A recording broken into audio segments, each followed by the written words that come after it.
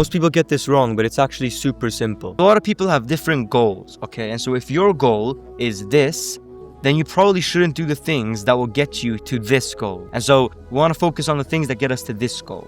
So first, let's define what is this goal. So what is fluency? Because if you're watching this, you want to become fluent, but what does that even mean? So I remember when I first thought about what fluency was, and I've been watching tons of YouTubers and everyone was kind of disagreed, but eventually I came to the perfect definition. From the YouTubers and the dictionary definitions, I recognize a simple definition of fluency, which is that fluency is defined as being fluent, and fluent is defined as having fluidity when you speak. And so this made sense, okay?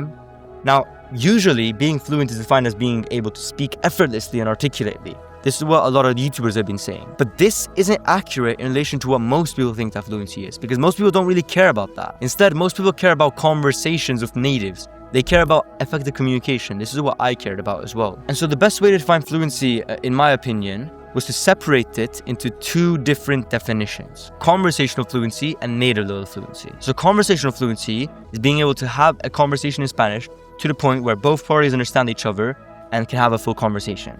This means that the flow or the fluidity is in the conversation, not necessarily only in your speech.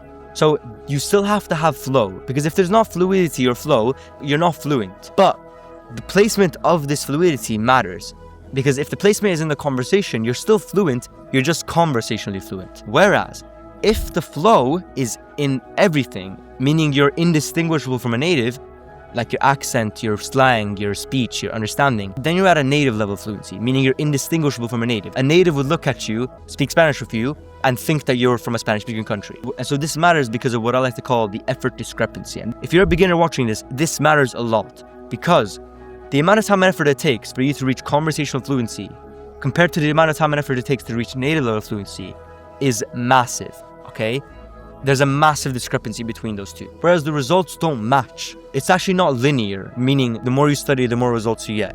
It's actually more so that once you achieve conversational fluency, you'll be able to reap most of the benefits from the language. Whereas native level fluency, the only real benefit compared to conversational fluency is literally just being able to fit in with natives. And unless you live in a Spanish-speaking country, that doesn't really matter. And so what really matters is conversational fluency, effective communication with natives. And so, to put this into perspective, conversational fluency took me 120 hours of studying spread across 5 to 6 months, mostly during a 3-month period. Whereas native level fluency is something I'm still working on. If you want to start learning Spanish for free, then check my bio.